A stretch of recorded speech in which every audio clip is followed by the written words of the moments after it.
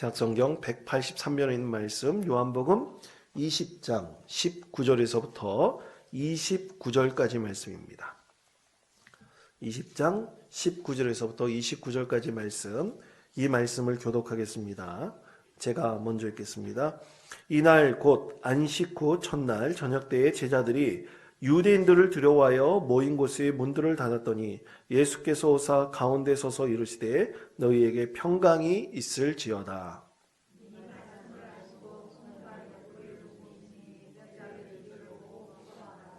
예수께서 또 이르시되 너희에게 평강이 있을지어다. 아버지께서 나를 보내신 것 같이 나도 너희를 보내노라.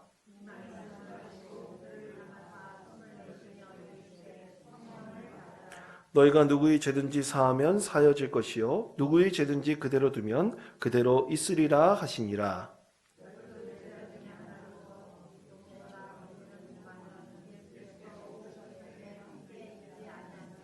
다른 제자들이 그에게 이르되 우리가 주를 보았노라 하니 도마가 이르되 내가 그의 손에 못 자국을 보며 내 손가락을 그 못 자국에 넣으며 내 손을 그 옆구리에 넣어보지 않고는 믿지 아니하겠노라 하니라.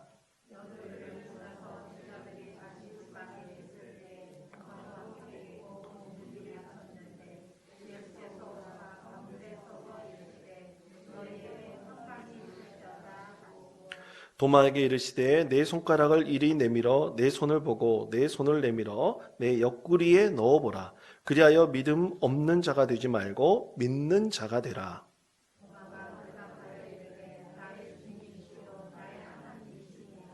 29절 다 같이 읽겠습니다. 예수께서 이르시되 너는 나를 본 고로 믿느냐? 보지 못하고 믿는 자들은 복되도다 하시니라. 아멘. 자, 여러분 우리 예수님 다 만나셨습니까? 목소리가 왜 이렇게 작으십니까? 예수님 만나셨습니까? 여러분 예수님 만나시면 뭐가 좋을까요? 예수님 만났을 때 여러분 뭐가 좋았습니까? 아주 먼 옛 기억이십니까? 여러분 예수님 만나면 우린 좋은 것들이 다 있기 때문에 예수님 만나기를 원하고 있습니다. 그렇죠? 예.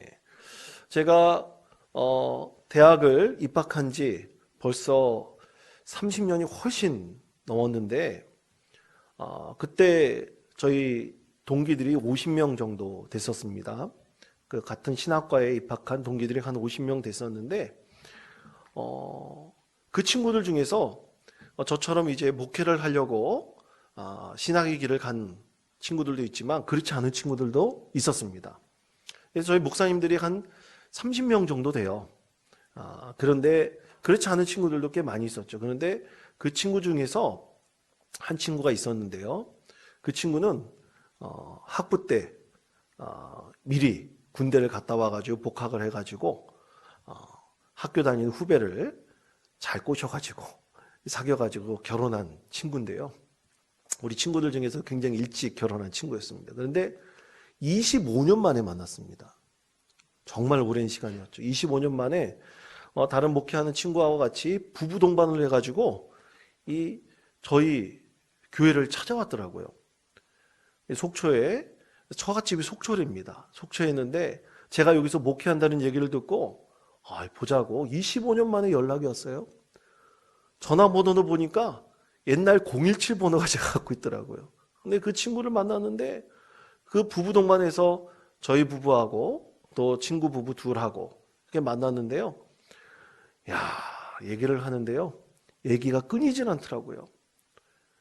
30년 전부터 있었던 얘기를 지금 있는 데까지 얘기를 하는데 30년 전 기억도 되새겨보니까 새록새록 나타나는 것이 느껴졌습니다.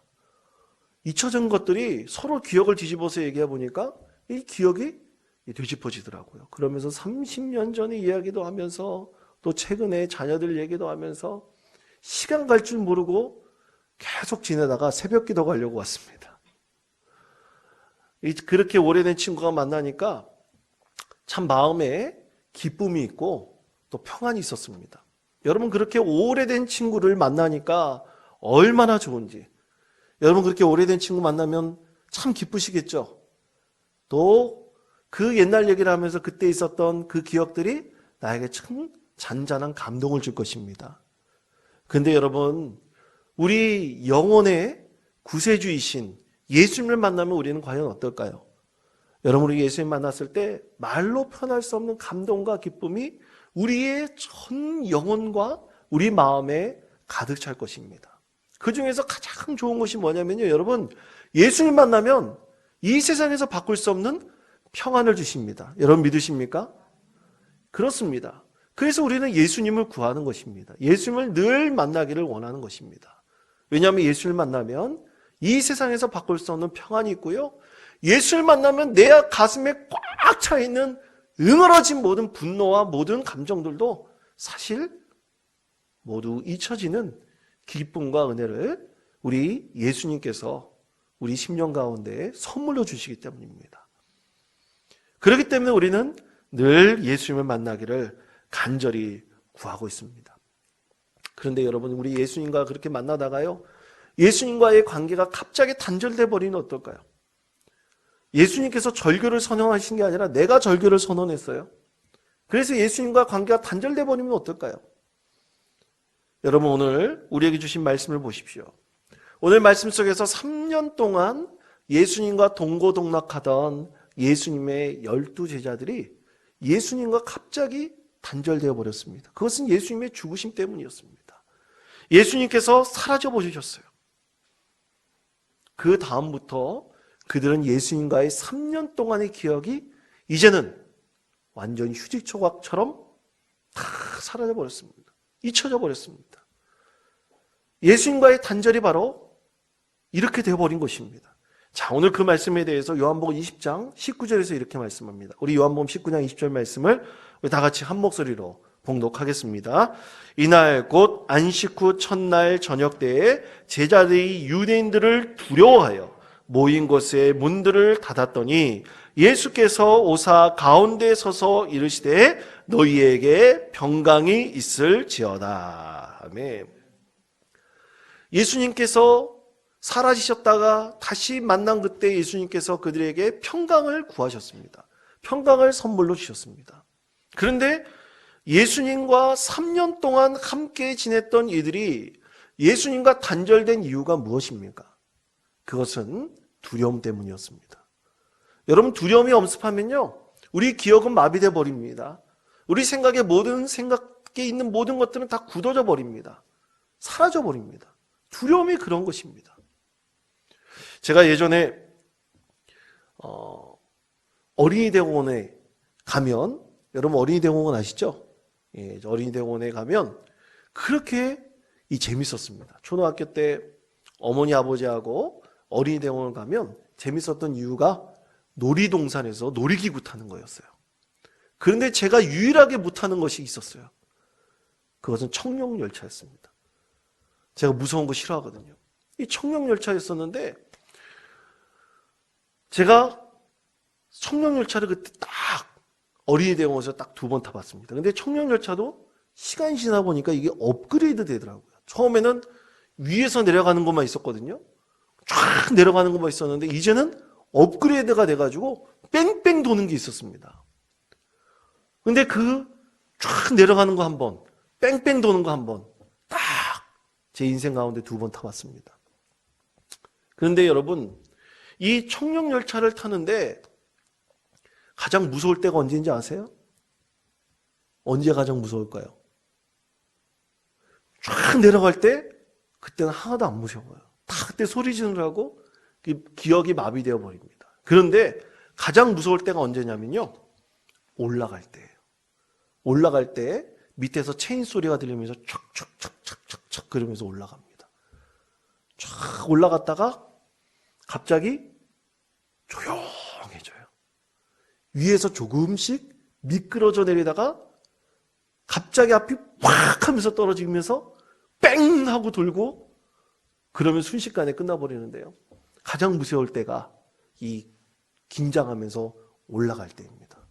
한번 기회가 되면 한번 타보십시오. 여기 인제에 보니까 인제에는 날아가는 것도 있더라고요. 예, 사람을 쏴서 날아가는 것도 있고요. 번지 점프도 있는데 여러분, 여하튼 사람이 무서운 것에 당하면요, 아무 생각이 없습니다. 그 올라갈 때 아무 생각도 없더라고요. 여러분, 사람이 이 두려움 가운데 놓이게 되면요, 아무 생각도 없듯이 우리도 마찬가지입니다. 우리가 영적인 두려움에 빠져버리면 우리는 아무것도 생각할 수가 없습니다. 아무런 만족을 우리는 느낄 수가 없습니다. 예수님과 3년 동안 동고동락하던 제자들도 마찬가지였습니다. 일순간에 예수님과 이 관계가 끊겨버린 거예요. 그 끊겨버린 그 가운데 그들은 그 두려움으로 인해서 예수님과의 모든 추억들과 예수님께서 죽은 자도 살리시고 예수님께서 안진뱅이도 일으키시고 그리고 예수님께서 그들을 성령을 부어주셔서 파송하지 않았습니까? 그래서 그들이 병자들을 고치고 귀신도 쫓아내는 기적을 일으켰습니다. 다 잊어버렸어요. 다 잊어버렸습니다.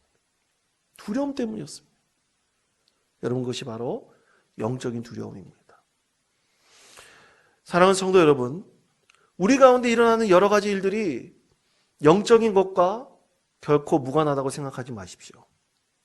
우리 인생은 결국 하나님 품위로 올라갑니다. 그래서 우리는 이 세상에서 일어나는 참 많은 일들이 영적인 세계와 무관하지 않게 수많은 사건과 관련된 일들이 우리 주변에 일어나고 있습니다.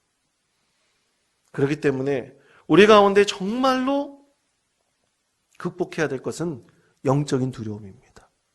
이 영적인 두려움을 우리는 반드시 극복해야 될 것이라고 믿습니다.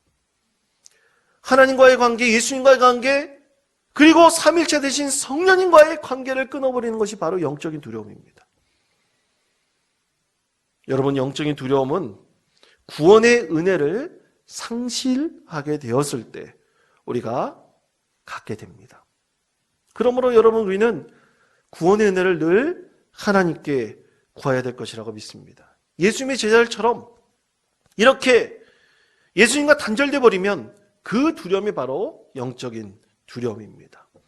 그때 오늘 예수님께서 제자들에게 3일 만에 찾아오셔서 하신 말씀이 있습니다.